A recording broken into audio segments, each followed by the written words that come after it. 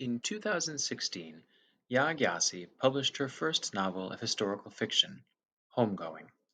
It is a novel that originates in Africa, specifically the region of West Africa that was long home to the Ashanti Empire.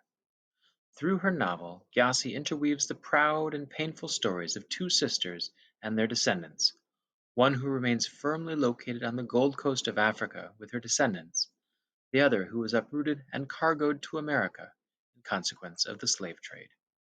Through alternating chapters, the reader sees the stories of these two lines develop through 3 centuries of history.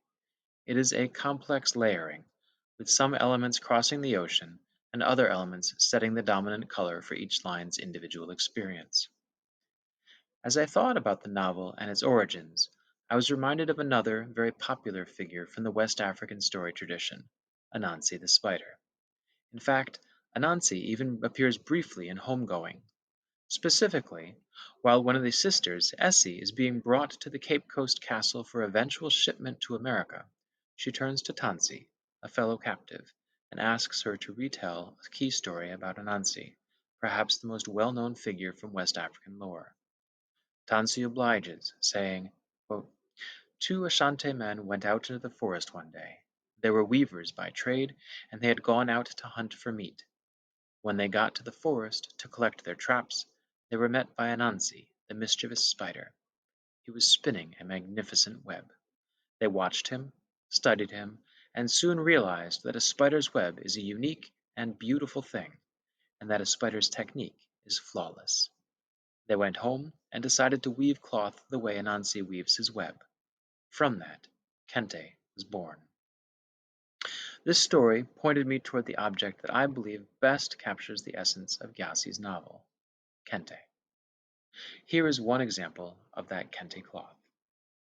Immediately, one of the things that catches my attention about the cloth is its alternating nature. Woven in longer strips and then sewn together, Kente is, as Khan Academy describes it, more than just a cloth. It is an iconic visual representation of the history, philosophy, ethics, oral literature, religious beliefs, social values, and political thought of West Africa. Kente is exported as one of the key symbols of African heritage and pride in African ancestry through the diaspora. In spite of the proliferation of both the hand-woven and machine-printed kente, the design is still regarded as a symbol of social prestige, nobility, and cultural sophistication. End quote. So, why does kente match the essence of homegoing? As I thought about homegoing, so many of the attributes of kente cloth also describe Gyasi's book. A book that is a literary rather than a visual representation of the history, philosophy, ethics, oral literature, beliefs, religious beliefs, social values, and political thought of West Africa and its forcibly removed offspring. I also saw Kente being a good match for homegoing because its woven structure and connecting motifs extend both synchronously across the ocean in the experiences of those in Ghana and those in the United States, and chronologically through the generations of the siblings' descendants. If you look at most examples of kente cloth, you will see this same notion of intricate and repeated patterns that are then lined up in parallel forms. Another reason for the link is that kente cloth originated as a textile for the nobility. In a similar way, the family in homegoing is a family intricately connected to power and nobility.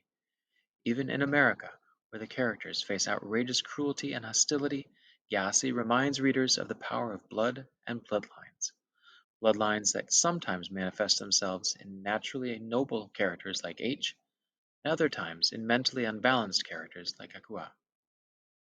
Finally, kente cloth is an African creation whose multicolored patterns developed from the dreams of the Ashanti and the collective trade networks across Africa, much like the characters of the story developed in figuratively colorful ways that are separate from, and in many cases in spite of, European colonialism and American Eurocentrism and racism.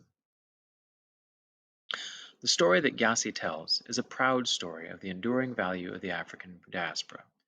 Kente cloth encodes a similarly proud and lasting sense of value, irrespective of European influence.